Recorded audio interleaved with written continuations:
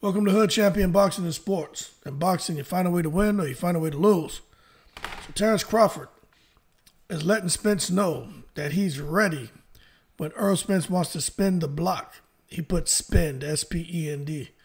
Spin the block, just giving you a heads up. That's all. Now, Terrence Crawford took to Twitter to make this post after getting those final figures from his pay-per-view event this past weekend. Now, the final numbers are being reported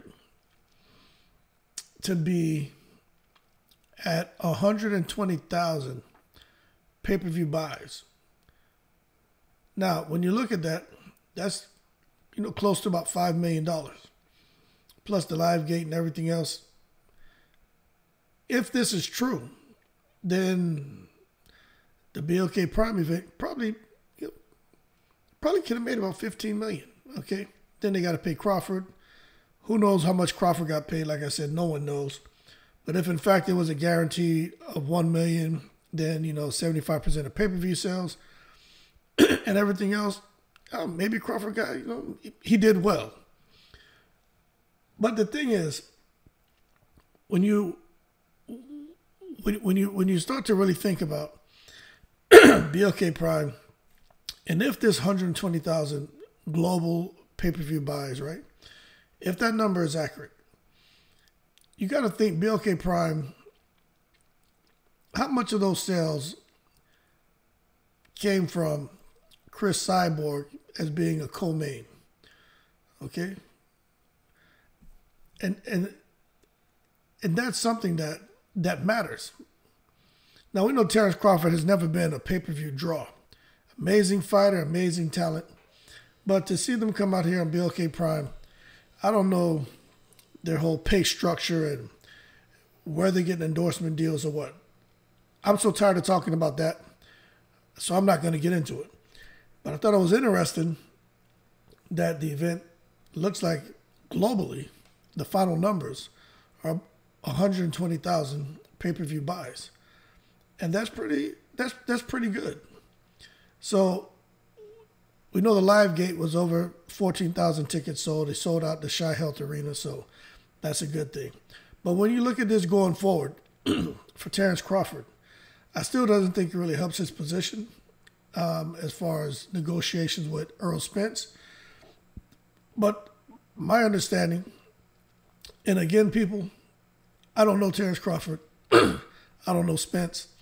I don't know anybody over there on BLK Prime. I'm going over here, multiple websites, multiple posts, to try to make sense of the information. And some of it is just loose information, right? But to try to make sense of it and give you guys something as concrete as possible, which is impossible. But from what I'm gathering, Terrence Crawford wants to have his next fight on BLK Prime. Now, we all know that that is going to be a problem if he's looking to fight Earl Spence. Now, they both talked about returning between April and June of next year, right? That's the one thing between the two of them that's been pretty much consistent, is that they're talking about fighting not necessarily each other, but returning to the ring April through June of next year. Now, with Earl Spence didn't say the reason why he's fighting in April or June has anything to do with the recent car accident. But being a common sense man, there probably is a little bit of a bruising, some soreness. Who knows? Maybe a tear. Who knows, right? There's something that actually happened to him. You don't get in a car accident like that and just come out unscathed, right? There's probably going to be something that went wrong. So probably, per the medical experts, Spence was advised to just relax, heal up, and then look to get back in the ring April through June. Now, that's just me being a common sense man. But at the end of the day, for Terrence Crawford to tell Earl Spence now, knowing that, one, Spence just got in a car accident, two, Spence has already gone on record and said he will never fight Terrence Crawford even for $100 million on no damn BLK Prime platform. He's loyal to Al Heyman. He's gonna be with Al Heyman till the wheels fall off, till his career's over. So right there, people, that shouldn't make anyone optimistic about seeing these two get in the ring, especially if Terrence Crawford, who has got, see, they both have gone on record and said they have options. All right, so now Terrence Crawford is saying, "Hey, Spence, let's have that talk now." And this is why it's so important, you know, just being professional, being respectful. You know, you just never know when you're going to need somebody. And when I say need somebody, I don't care what Spence says. I don't care what Crawford says. They both need each other to elevate each other in order to be great. They need that. I get it what Crawford's done already, his legacy. Get it what Earl Spence has done, legacy. But they need each other. And the reason why I say that is in every generation, in different weight divisions, right? Not every weight division, but in several. You have like two fighters that just, they say the cream rises to the top, right? Two fighters that just rise to the top. And they're so good and so talented that everyone across all weight divisions, everyone across all boxing communities, and everyone outside of the boxing world take notice. And they start to demand to see those two individuals fight. You had Pacquiao, you had Mayweather. You know what I'm saying? Back in the day, Lennox Lewis, Tyson, and Holyfield mixing it up, Riddick Bowe. Okay? You always are going to have two guys who rise to the top. And then you have those healthy rivalries as well. You look at Pacquiao and Marquez. Like, they just couldn't give you a bad fight. Then you have guys who may not be the best in the division, but there's a demand for those guys to fight across all boxing communities and outside of the boxing world. Gotti Ward. So when you look at Terrence Crawford and Earl Spence, as far as this generation, those are two guys at this moment in time what everybody wants to see. Even when you think about Deontay Wilder and Anthony Joshua, people want to see it, but it's not the same as what people want to see with Crawford and Spence Jr. So just the idea of these guys going another year without fighting because they're choosing not to fight each other. You see, it's not a matter of the sanctioning bodies pushing mandatories on them, but I believe that's going to happen, okay? And that's going to, preclude these two from even mixing it up. But when you have these two guys, and now there's a little bit of disdain towards each other, it makes it hard for them to come together. But you got these two guys who know they have other options, know they have ways and means to go out there and make, good money. It's just very disappointing. And that's why you got to be respectful of each other, how you treat each other, man, and try to look at this big picture-wise. Now, for Earl Spence, for Terrence Crawford, I don't think anyone is ducking anyone. You keep hearing that said. From the Crawford fans, Earl Spence is a coward. He's the small fish. He needs to be fried. He's a little farm-raised tilapia. All kind of craziness. And then Bud is the duck. Quack. Bud Quack Crawford. That's what everybody's calling him, right? But the reality is this. Egos, man. It's egos. It really is. But after seeing Bud go out there and make a quick $10 million, now this is just my opinion. You can't tell me that for Bud to go out there and snatch up that quick money didn't bother Earl Spence a little bit. Now, I'm not saying Earl Spence is jealous because Earl Spence has money and he doesn't strike me as the kind of guy to watch someone else's pocket. when I say it bothers Earl Spence, is the fact from his position, what he said now, I'm sitting here kind of putting my stuff on hold to try to work a deal with you, and you just go out here and make this deal with BLK Prime. And my understanding is that those discussions with BLK Prime, let me tell you, I don't even want to talk about other people's boxing channels because there's so much goofy stuff going on. They even got content creator beef going on amongst these guys who create boxing content. Like, there's going to be, it's like the East Coast, West Coast beef. You got content creator beef going on. I mean, really, really disappointing. A little bit entertaining, but disappointing to see it. But when it comes to the whole BLK Prime thing, man, something about that stinks. And what I mean by that is just Crawford's involvement, when he got involved, who's all involved, just knowing that Spence fight probably wasn't something that they were looking to do. I mean, there's some stuff that I came across, which I'm not, like I said, I don't know. I don't want to come out here and tell you where I got the information from, but it just makes me wonder even more if Crawford, in his heart, really wanted to fight Spence, and if he really just became turned off because he felt they weren't treating him with the respect he deserved. Because from what I'm gathering, there's a chance that maybe Crawford already had some serious discussions about that payday and a fight before even really getting into the weeds with Earl Spence trying to work things out and having those discussions with Al Heyman. So it's like Crawford had his plan A wasn't Spence.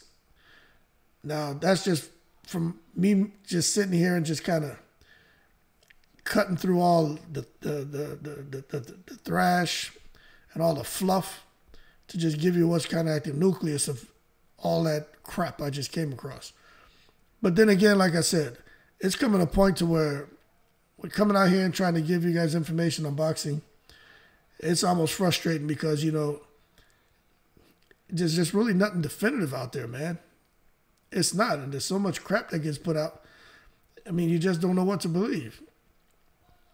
But for these guys, and BLK Prime and PBC and all that, this fight's not going to happen, man. Terrence Crawford's not going to, he's not going to want to leave BLK Prime because he's comfortable. He's in a situation where he can work one-fight deals and make good money. You know, he's not looking to go over there and be in a position to where he's taking a 70-30 split. You know, Derek James and those guys already said, these aren't my words. Crawford already hurt himself by going over there to BLK Prime and fighting. So, you know, when negotiations start up again, Crawford's not going to sit there, even if he deserves only 20 or 30%. Crawford's not going to accept that, right? Because just the writing's on the wall that Spence, his team, all feel that as far as what Crawford was going to get during those initial negotiations, that's out the window.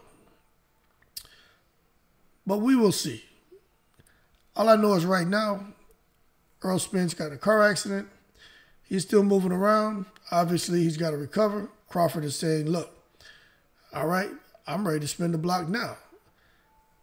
And Earl Spence doesn't really have much to say to Terrence Crawford because Spence has to get himself better. But we'll see what happens. But I'm telling y'all right now, I don't expect to see these guys fight next year.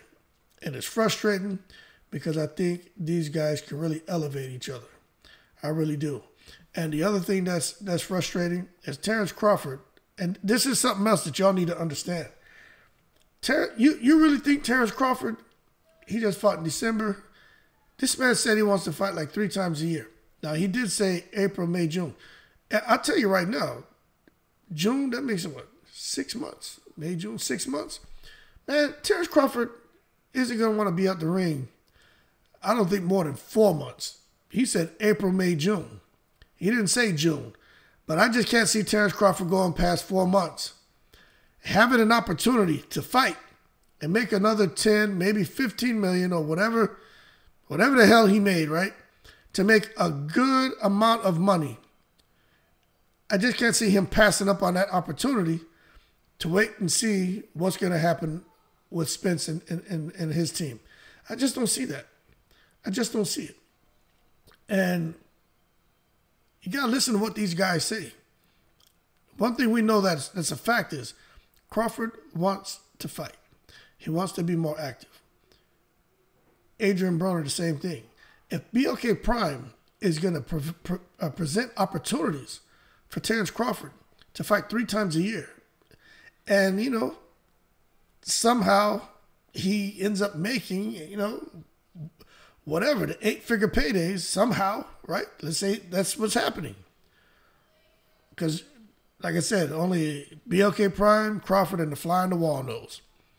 But let's just say that's what's happening.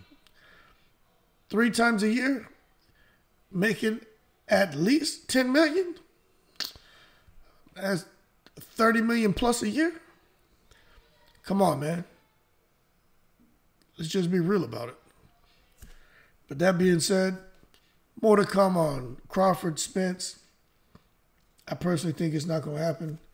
But I'll tell you this. BLK Prime is pushing the Adrian Broner fight. They are starting to promote the Adrian Broner fight. So what this tells me is there's money somewhere, because if this Terrence Crawford event really flopped, I just don't see how they could go into an Adrian Broner fight looking to put up, I don't know, 3-4 million. Or maybe they got some weird thing where it's like a $1 million guarantee with 75% of pay-per-view sales, kind of like what was agreed to with Bud Crawford. I mean, I don't know. It's so hard to sit here and take the information off the website. I don't have a direct line to Terrence Crawford. He's not on speed dial. But when I go across these websites, man, it's hard to say. And these different boxing channels, it's hard to say what's true. But I do know this. This is a fact. BLK Prime is pushing Adrian Broner. And Adrian Broner is working hard to get himself in shape. He got a lot of weight to get off. And I'm not sure if he's going to be ready by that fight date. But he got some work to do. And the other thing with Earl Spence, I don't know if y'all saw him, for the Frank Martin fight. Frank Martin, Crawford fought 2 weeks ago. Frank Martin fought this past weekend. I think in the beginning of the video I said Crawford fought this past weekend. With Frank Martin, Earl Spence looked like he's not in the best of shape. So Earl Spence couldn't possibly get himself melted all the way down to the 147 by February anyway. So Earl Spence, like I said, he really looks like he'll be waiting to April, May, June to get himself back in the ring. But that being said, more to come on these guys. I think Crawford, if they actually did that over 100,000 pay-per-view sales, they can thank Chris Cyborg, man. She also signed that one fight deal. And remember, she had her debut success in Brazil this past September, man, where she drew over 10,000 fans on that out to watch that fight, man. And she even scored over 100,000 pay-per-view buys on this little small platform that she fought on. So I think BLK Prime, if Crawford's going to continue to fight against, I hate to disrespect if I had to say it, but let's just say no-name opponents, they're going to have to figure out a good co-main to make sure they can keep those pay-per-view sales in the right area. But that being said, man, y'all keep cool. We'll see what happens with Crawford and Spence. BLK Prime, over 100,000 pay-per-view buys, supposedly. Not bad. Y'all keep cool. I'm in the breeze.